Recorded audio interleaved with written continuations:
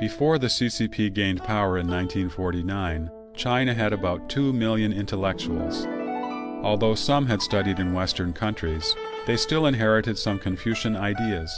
The CCP certainly could not relax its control of them because, as members of the traditional scholar aristocracy class, their ways of thinking played important roles in shaping the thoughts of ordinary people. In September 1951, the CCP initiated a broad thought reform movement, starting in Beijing University among the intellectuals. The intellectuals were required to organize a movement to confess their history, including their thoughts, faithfully and honestly, in attempts to cleanse any counter-revolutionary elements. Mao Zedong never liked intellectuals. He said that they ought to be aware of the truth that actually many so-called intellectuals are, relatively speaking, quite ignorant, and that the workers and farmers sometimes know more than they do.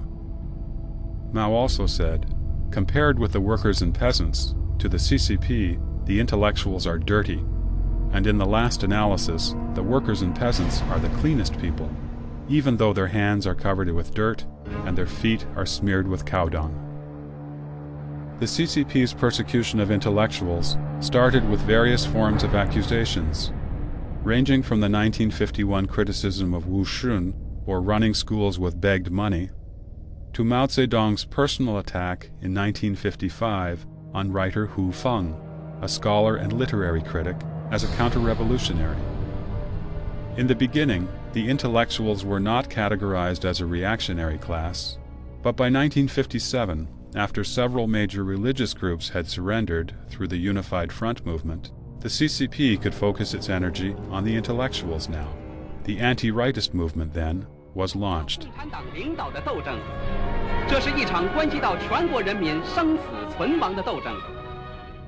At the end of February 1957, claiming to let 100 flowers bloom and 100 schools of thought contend, the CCP called on intellectuals to voice their suggestions and criticisms of the party, promising no retaliation.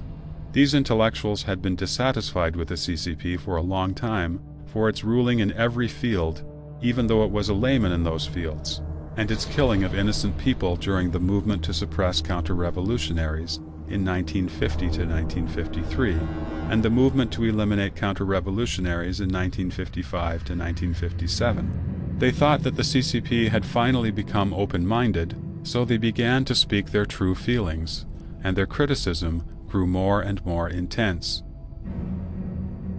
Many years later, there are still many people who believe that Mao Zedong only started to attack the intellectuals after becoming impatient with their overly harsh criticisms. The truth, however, turned out to be different. On May 15, 1957, Mao Zedong wrote an article entitled, "Things Are Beginning to Change," and circulated it among senior CCP officials. The article said, "In recent days, the rightists have shown themselves to be most determined and most rabid.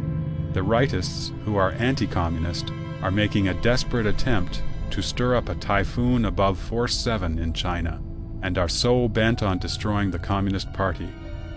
After that, the officials who had been indifferent to the Let 100 Flowers Bloom and 100 Schools of Thought Contend campaign suddenly became enthusiastic and earnest.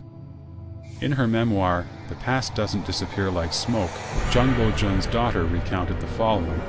Li Weihan, minister of the United Front Work Department, called Zhang Bozhen in person to invite him to a so-called rectification meeting to offer his opinion about the CCP. Zhang was arranged to sit on a front-row sofa. Not knowing this to be a trap, Zhang articulated his criticisms of the CCP. During the whole course, Li Weihan appeared relaxed. Zhang probably thought Li agreed with what he said. What he didn't know was that Li was pleased because he saw his prey falling into the trap. After the meeting, Zhang was classified as the #1 rightist in China. We can cite a string of dates that marked proposals or speeches delivered by intellectuals offering criticism and suggestions. Zhang Bozhen's Political Design Institute on May 21st, Long Yun's Absurd Anti-Soviet Views on May 22nd, Luo Longji's Redressing Committee on May 22nd, Lin Xiling's speech on criticizing the CCP's feudalistic socialism at Beijing University on May 30th, Wu Zhuguang's "The party should stop leading the arts" on May 31st, and Chu Anping's "The party dominates the world" on June 1st. All these proposals and speeches had been invited and were offered after Mao Zedong had already sharpened his butcher's knife. All of these intellectuals, predictably, were later labeled rightists. There were more than 550,000 of them nationwide.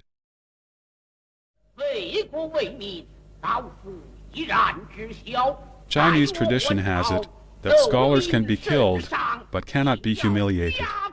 The CCP, however, was capable of humiliating intellectuals, depriving their right to make a living, and even incriminating their families unless they accepted humiliation.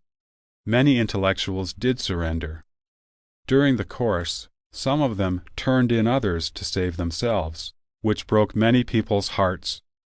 Those who did not submit to humiliation were killed, serving as examples to terrorize the others. Thus, the intellectuals, the traditional scholarly class, the exemplars of social morality, were obliterated. Mao Zedong said, "What can Emperor Qin Shi Huang brag about? He only killed 460 Confucian scholars, but we killed 46,000 intellectuals. In our suppression of counter-revolutionaries, didn't we kill some counter-revolutionary intellectuals as well?"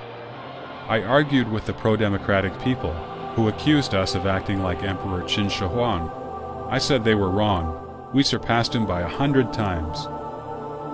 Indeed, Mao did more than kill the intellectuals. Even worse, he destroyed their minds and hearts.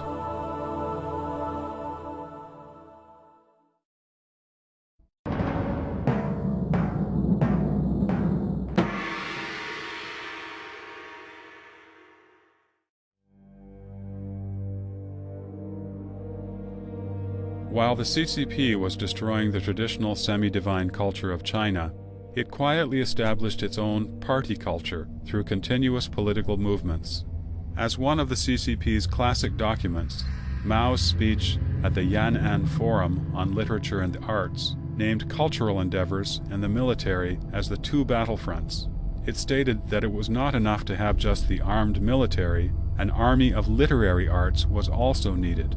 It stipulated that the literary arts should serve politics, and the literary arts of the proletariat class are the gears and screws of the revolutionary machine. A complete system of party culture was developed out of this, with supporting the CCP the ultimate goal, and with atheism and class struggle at the core. This system goes completely against traditional culture and penetrates every aspect of people's life. It formed an environment of terror and despotism for the party, so that the possessing evil specter could control people even more tightly.